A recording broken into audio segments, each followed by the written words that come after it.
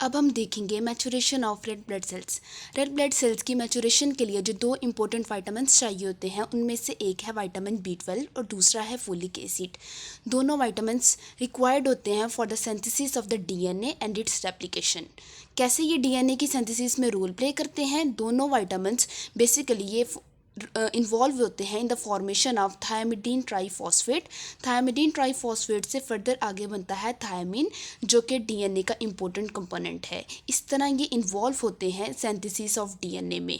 अगर vitamin B12 और folic acid इसकी कमी होगी तो DNA की सिंथेसिस थायमिडीन ट्राईफॉस्फेट नहीं बनेगा। थायमिडीन ट्राईफॉस्फेट नहीं बनेगा तो थायमिन भी नहीं बनेगी। थायमिन नहीं बनेगी तो DNA की सिंथेसिस भी जो है वो नहीं होगी। तो इसका मतलब ये है दोनों की डेफिशिएंसी की वजह से DNA की रेप्लिकेशन जो है वो नहीं होगी और ना ही कोई सेल डिवीजन होगी। लेकिन DNA की सिंथेसिस नहीं हो रही लेकिन RNA तो बनेगा, क्योंकि RNA की फॉर्मेशन के लिए चाहिए होता है डी-यूरिडीन मोनोफॉस्फेट, क्योंकि RNA के अंदर होता है यूरासिल, तो इसके लिए चाहिए होता है डी-यूरिडीन मोनोफॉस्फेट जो कि ऑलरेडी प्रेजेंट होगी। तो इस वजह से RNA जो है वो हमारे पास एक्सेस में प्रोड्यूस होगा। जब एक्सेस RNA है तो उससे एक्सेस प्रोटीन्स बनेगी। तो अगर हम इस सेल का साइटोप्लाज्म देखें जिसके अंदर DNA की सिंथेसिस नहीं हो रही, उसे हम कहेंगे कि उसका जो न्यूक्लियस है वो इमेच्योर न्यूक्लियस है, DNA की सिंथेसिस नहीं हो रही। लेकिन चूंकि RNA बन रहा है उसकी वजह से एक्सेस प्रोटीन हीमोग्लोबिन बन रही है, तो उसका जो साइटोप्लाज्म होगा वो हेविली हीमोग्लोबिनाइज्ड होगा, जिसे हम कहते हैं कि इसका जो साइटोप्लाज्म है वो मैच्योर साइटोप्लाज्म है। तो इस पूरे सेल को हम नाम दे देते हैं मेगालोब्लास्ट का। मेगालोब्लास्ट के अंदर क्या है कि न्यूक्लियस और साइटोप्लाज्म की मैच्योरेशन के अंदर डिसिंक्रोनाइजेशन है। न्यूक्लियस इसका इमेच्योर है जबकि इसका जो साइटोप्लाज्म है वो फुली मैच्योर है। अब इसकी डेफिशिएंसी की वजह से जो है जितने भी प्रोलिफरेटिंग सेल्स हैं, रैपिडली प्रोलिफरेटिंग सेल्स हैं, वो अफेक्ट होंगे। और न्यूट्रोफिल्स नॉर्मल इसके अंदर लोब्स होते हैं 3, और विटामिन B12 और फोलिक एसिड की जब डेफिशिएंसी होगी तो इस केस में हमें हाइपर सेगमेंटेड न्यूट्रोफिल्स देखने को मिलेंगे। अब हम नेक्स्ट आगे देखते हैं विटामिन B12 और फोलिक एसिड की अब्जॉर्प्शन। विटामिन B12 हमें इसके सोर्सेज की अगर हम बात करें तो विटामिन B12 हमें मिलता है एनिमल प्रोडक्ट से और माइक्रोब से, और इसकी जो डेली रिक्वायरमेंट है वो है 2 to 3 माइक्रोग्राम पर डे। जबकि फोलिक एसिड हमें मिलता है ग्रीन लीफी वेजिटेबल से और इसकी जो डेली रिक्वायरमेंट है वो है 50 to 100 माइक्रोग्राम पर डे। सबसे पहले हम देख लेते हैं विटामिन B12 की अब्जॉर्प्शन को।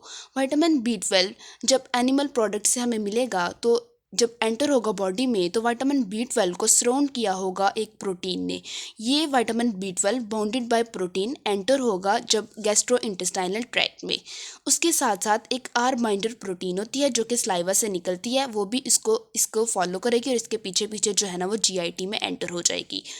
अब GIT में एंटर होगी। अब हमें पता है स्टमक के अंदर जो होता है वो होते हैं चीफ सेल्स और पेराइटल सेल्स। जो चीफ सेल्स हैं वो प्रोड्यूस करते हैं पेप्सिनोजिन, पेराइटल सेल्स सिक्रीट करते हैं HCl और इंट्रिंसिक फैक्टर। HCl की प्रेजेंस पे पेप्सिनोजिन कन्वर्ट हो जाएगा इनटू पेप्सिन। ये पेप्सिन क्या करेगा, जो विटामिन B12 जिस प्रोटीन ने विटामिन B12 को बाउंड किया हुआ है उसकी डाइजेशन कर देगा, तो विटामिन B12 हमारे पास यहाँ पे फ्री हो जाएगा। अब vitamin B12 are binder protein के साथ भी बाइंड कर सकता है और इंट्रिंसिक फैक्टर के साथ भी बाइंड कर सकता है, लेकिन पहले विटामिन B12 बाइंड करेगा आर बाइंडर प्रोटीन से। आर बाइंडर प्रोटीन के साथ विटामिन B12 बाउंड हो जाएगा और आगे जो है vitamin B12 bounded by R binder protein आगे जाएगा GIT में। अब यहाँ पे पेंक्रियाज क्या करेगा, रिलीज करेगा पेंक्रियाटिक एंजाइम्स। वो क्या करेगा, जो आर बाइंडर प्रोटीन है उसकी डाइजेशन करेगा। विटामिन B12 अगेन जो है ना वो फ्री फॉर्म में रिलीज हो जाएगा। तो इंट्रिंसिक फैक्टर पीछे पीछे आ रहा था, जैसे ही विटामिन B12 रिलीज हुआ इंट्रिंसिक फैक्टर उसके साथ जो है ना उसके साथ बाइंड हो गया। Intrinsic factor vitamin B12 bound with the intrinsic factor आगे जो है फर्दर ट्रांसपोर्ट होगा GIT के अंदर। अब ये जो हमने कहा है कि इंट्रिंसिक फैक्टर और आर बाइंडर प्रोटीन ये विटामिन B12 को उठाए फिर रहे हैं, इसका क्या फ़ायदा है? अगर आर बाइंडर प्रोटीन और इंट्रिंसिक फैक्टर ना होते तो जो इंजाइम्स हैं GIT में वो B12 को डिस्ट्रॉय कर देते हैं। तो उसको डिस्ट्रक्शन से बचाने के लिए जो है वो इंट्रिंसिक फैक्टर और R binder protein vitamin B12 को जो है ना ट्रांसपोर्ट करते हैं और उसकी अब्जॉर्प्शन में जो है मदद करते हैं। अब intrinsic factor bound with the vitamin B12, ये इलियम की सरफेस के ऊपर लगे होंगे रिसेप्टर्स, उनके साथ जाके अटैच होगा। जब अटैच होगा तो पिनोसाइटोसिस के ज़रिए इंट्रिंसिक फैक्टर और विटामिन B12 इसके अंदर आ जाएंगे। इंट्रिंसिक फैक्टर ख़त्म हो जाएगा और विटामिन B12 हमारे पास ट्रांसकोबालामिन की फॉर्म में जो है इसके अंदर प्रेजेंट होगा। अब ट्रांसकोबालामिन 2 जो है वो ब्लड के अंदर ट्रांसपोर्ट हो जाएगी। यहाँ से ट्रांसकोबालामिन 2 या तो बोन मैरो में चली जाएगी या स्टोर हो जाएगी लीवर में, और लीवर में जो है नॉर्मल इसकी रिक्वायरमेंट कितनी थी 2 to 3 माइक्रोग्राम पर डे, और लीवर के अंदर जो है ये 1000 टाइम, इस अमाउंट से 1000 टाइम ज़्यादा स्टोर होता है। तो इसलिए अगर इसकी डेफिशिएंसी होगी तो 3 to 6 ईयर्स के लिए इसका जो है ना वो स्टोर होता है। और अगर इसकी डेफिशिएंसी होगी तो उसके डेफिशिएंसी सिम्टम्स 3 to 4 ईयर्स के बाद ही अपीयर होना शुरू होंगे, क्योंकि तब तक जो है वो स्टोर्ड विटामिन B12 यूज़ होता रहेगा सेल के अंदर। ये होगी विटामिन B12 की अब्जॉर्प्शन। अब हम देखते हैं फोलिक एसिड की अब्जॉर्प्शन। फोलिक एसिड जो है वो हमें पॉलीग्लूटामेट की फॉर्म में जो है वो मिलेगा बॉडी में। पॉलीग्लूटामेट अब ये आया GIT के अंदर, फोलिक एसिड आया, ये GIT के अंदर आया। यहाँ पे प्रेजेंट होगा एक एंजाइम कॉन्जुगेस। कॉन्जुगेस क्या है, पॉलीग्लूटामेट को कन्वर्ट कर देगा, ये पॉलीग्लूटामेट है, इसको कन्वर्ट कर देगा इनटू मोनोग्लूटामेट। जब ये मोनोग्लूटामेट में कन्वर्ट हो जाएगा तो ये हमारे पास फोलिक एसिड अब्जॉर्ब हो जाएगा। अब ये टेट्राहाइड्रोफोलेट जैसे ही अब्जॉर्ब होगा इस पे ऊपर लगा देंगे एक मिथाइल ग्रुप, तो ये बन जाएगा मिथाइल टेट्राहाइड्रोफोलेट।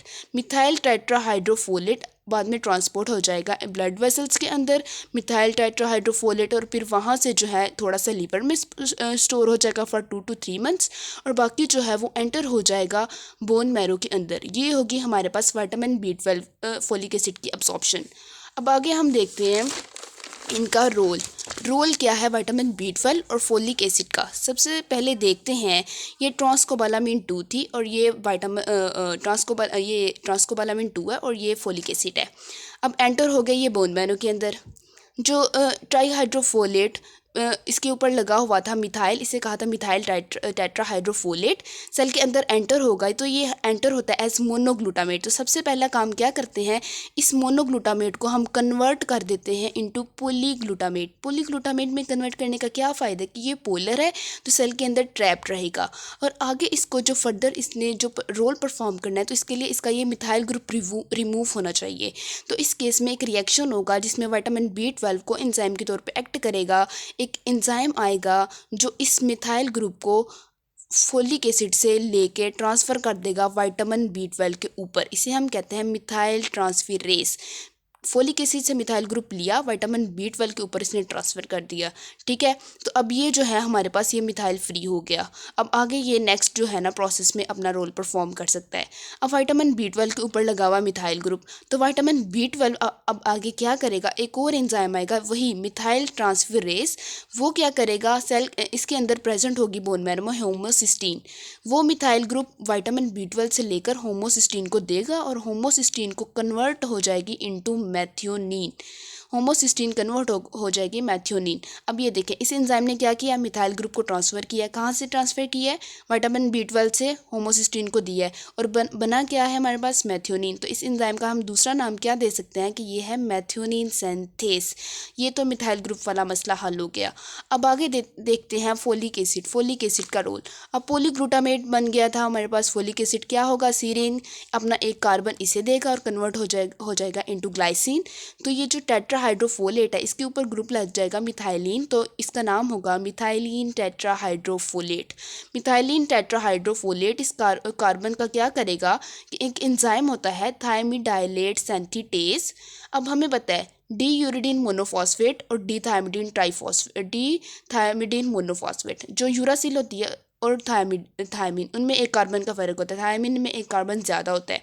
तो ये क्या करेगा, थायमिडाइलेट सिंथेटेज डी-यूरिडीन मोनोफॉस्फेट को एक कार्बन ट्रांसफ़र करेगा, तो वो कन्वर्ट हो जाएगी इनटू डी-थायमिडीन मोनोफॉस्फेट। जो डी-थायमिडीन मोनोफॉस्फेट से आगे फर्दर बनेगी थायमिन, जो कि DNA सिंथेसिस में अपना रोल प्ले करेगी। इस तरह विटामिन B12 और फोलिक एसिड का रोल होता है DNA की सिंथेसिस में।